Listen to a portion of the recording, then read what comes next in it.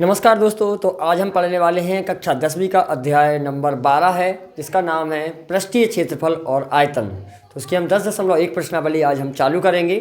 यदि आप हमारे चैनल पर नए हैं तो चैनल को सब्सक्राइब कर दीजिएगा, क्योंकि मैं भी यूट्यूब पर थोड़ा सा नया हूं। अभी मैं वीडियो थोड़ा से लंबे नहीं डाल पा रहा हूं।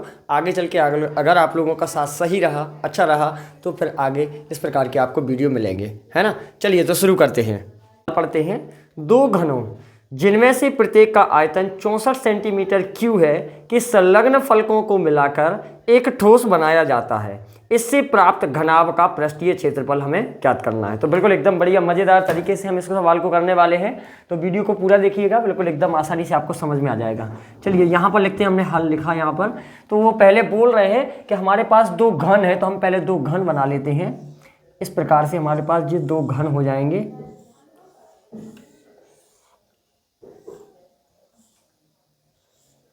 ये एक घन ये हो गया हमारा।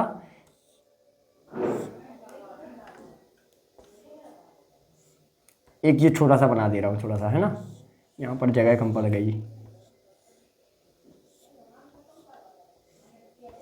ये मान के चलिए दो घन है हमारे पास, ये दोनों बराबर हैं। हमें क्या करना है, इसका हमें सिर्फ दिया है आयतन। एक घन का 64 सेंटीमीटर, एक घन का 64 सेंटीमीटर आयतन दिया हुआ है। इन दोनों को हम जब जोड़ेंगे तो हमारे पास एक बनेगा घनाभ। क्या बन जाएगा? एक हमारे पास घनाभ बन जाएगा। वो इस प्रकार का घनाभ बन जाएगा। इन दोनों को यदि हम जोड़ देते हैं तो देखिए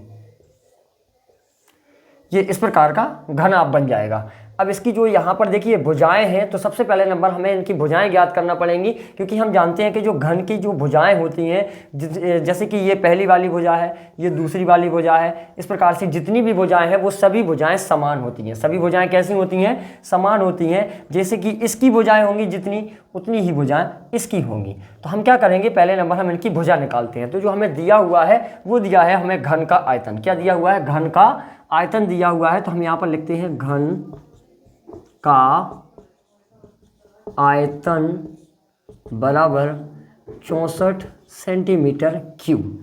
ये हमें दिया हुआ है, ठीक है। इससे हम क्या निकालेंगे? एक भुजा निकालेंगे। भुजा को हम एल भी बोल सकते हैं और भुजा भी बोलते हैं। तो यहाँ पर हम लिखते हैं आयतन। तो घन का आयतन का सूत्र जो होता है वो होता है भुजा का क्यूब। भुजा का क्यूब होता है। आप यहाँ पर एल भी लिख सकते हैं, बराबर में आ जाएगा यहाँ पर 64।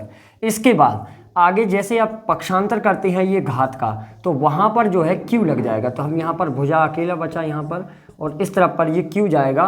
तो ये बन गया हमारा घनमूल। क्या बन गया? यहाँ पर हमारा घनमूल बन गया। घनमूल निकालना आता है ना सभी को। जैसे वर्गमूल निकालते हैं तो वर्गमूल में दो दो संख्याओं के जोड़े बनते हैं, पर इसमें कितने कितने के बनते हैं? तीन तीन के। कितने कितने के बनते हैं? तीन तीन से। इसके अभाज्य गुणनखंड करते हैं। 2 3 6, 2 दूनी 4, 2 3 6, 2 दूनी 4, 2 एकम 2, 2 6 12, 2 8 16, 2 चौके 8, 2 दूनी 4, 2 एकम 2। इस प्रकार से देखिए हमारे पास कितने जोड़े बनेंगे, हम यहीं पे लिख देते हैं घनमूल के अंदर, ठीक है। 1 2 3 4 5 6, 1 2 3 4 5 6। तो घनमूल का मतलब ये होता है कि हमें इनके जो जोड़ा बनाएंगे, जो पेयर बनेंगे, वो हमारे तीन तीन संख्याओं के बनेंगे और वो बाहर निकल कर आ जाएंगे, ठीक है। तो ये 3, ये 3, इनमें से एक एक संख्या निकल कर आएगी। तो 2 गुणित 2 बराबर में हो जाएगा 4। तो हमारी जो भुजा है वो कितनी निकली हमारी? इसमें 4 निकली है। कितनी निकली हमारी भुजा? यहाँ पर 4 निकली है भैया। अब जो हमारे पास घनाभ है, जैसे इसकी देखिए ये 4 सेंटीमीटर, ये भी 4 सेंटीमीटर, ये भी 4 सेंटीमीटर, ये भी 4, और ये भी तुम्हारी 4 सेंटीमीटर। सभी भुजाएं इसकी कितनी रहेंगी? 4-4 सेंटीमीटर की। तो इस प्रकार के इसमें भी यही होगा। 4 सेंटीमीटर, 4 सेंटीमीटर, 4 4 4, ये भी 4, ये वाली भी 4, ये वाली भी 4। इस प्रकार से सभी भुजाएं इसकी कैसी हो जाएंगी?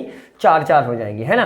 तो अब हमें देखिए करना क्या है। हमारे पास जब ये भुजाएं निकल आएँ तो हम इसको अब जोड़ते हैं। दोनों घनों को जब जोड़ेंगे तो हमारे पास एक घनाभ बनेगा।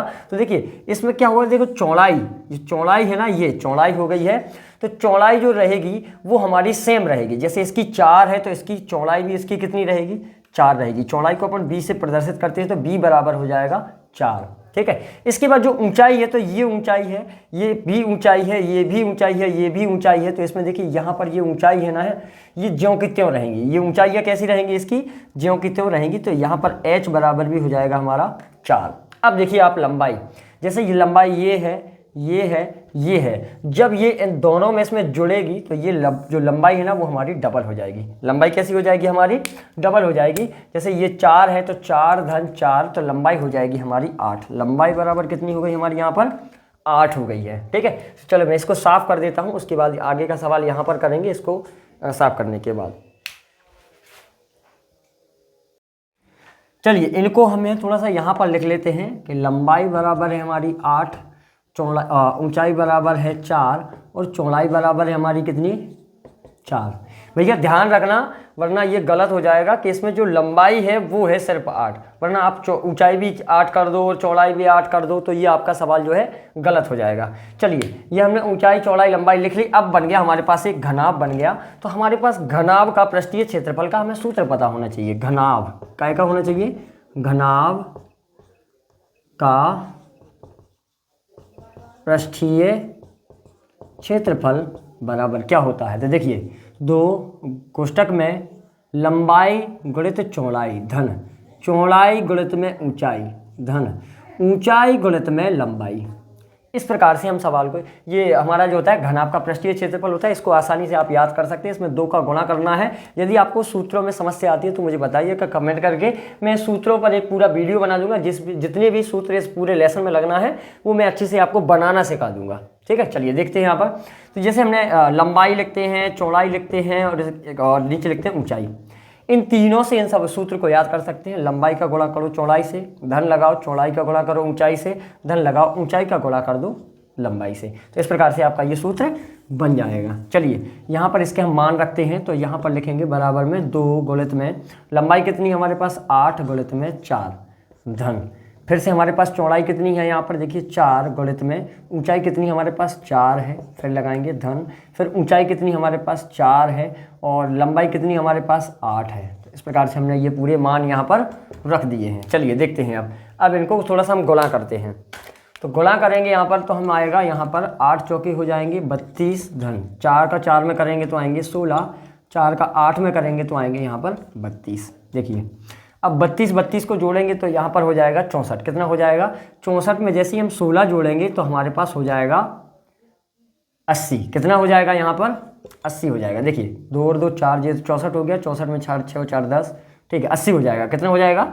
80 का 2 में इसमें गुणा कर दो तो 8 दूनी हो गए 16, 160 घन सेंटीमीटर। घन सेंटीमीटर, सर ये पृष्ठीय क्षेत्रफल है, वर्ग में आएगा, वर्ग में। ठीक है, तो इसका जो हमारे पास है घनाभ का जो पृष्ठीय क्षेत्रफल है वो आ जाएगा 160 वर्ग सेंटीमीटर। घनाभ का जो पृष्ठीय क्षेत्रफल है, दोनों घनों को हमने जोड़ा, जोड़ने के बाद हमारे पास जो घनाभ प्राप्त हुआ हमें, उस घनाभ का जो पृष्ठीय क्षेत्रफल रहेगा वो रहेगा 160 सेंटीमीटर वर्ग सेंटीमीटर। ठीक है, यदि वीडियो अच्छा लगा हो, सवाल मज़ा आया हो करने में, तो वीडियो को लाइक कीजिएगा और दोस्तों को शेयर कर दीजिएगा।